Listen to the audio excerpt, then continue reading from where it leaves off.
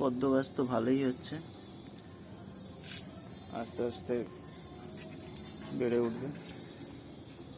এইখানে দেখুন, এখানে বাড়ির সামনে একটা গাছটার কি সৌন্দর্য দেখুন, বৃষ্টির জলে, বৃষ্টিতে কিরকম ভাবে বেড়ে উঠেছে। আমি কিছু ডাল এই দিকে লাগিয়ে রেখেছিলাম, এই দিকগুলোও ধরে গেছে, কত সুন্দর হয়েছে দেখুন। এই পাশেও লাগানো আছে বাড়ির,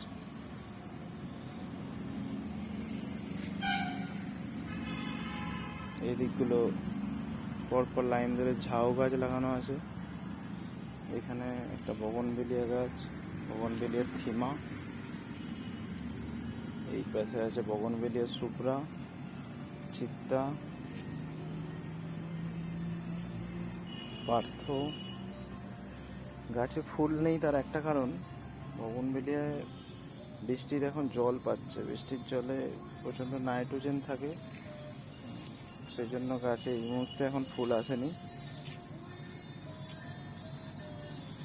এইখানেও আমি ছোট টগর গাছ বসিয়েছিলাম, সব টগর গাছগুলো কত সুন্দর ধরে গেছে, ফুলে ভরে আছে।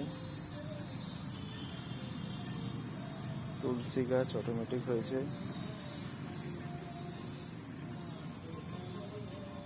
চারিদিকে শুধু সবুজ, সংস অফ ইন্ডিয়া।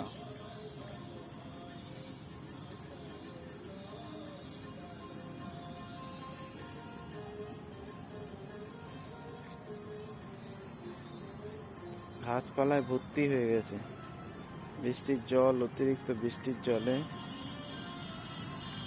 বাড়ির চারপাশগুলো ডুবে আছে। এগুলো এখনো মাটি ফেলার কাজ বাকি আছে।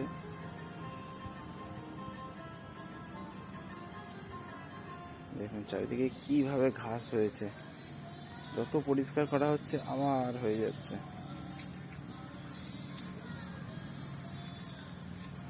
এখানে একটা টগর গাছ আছে, কি সুন্দর ওয়েদার দেখুন সকালের, বৃষ্টি হবে হবে।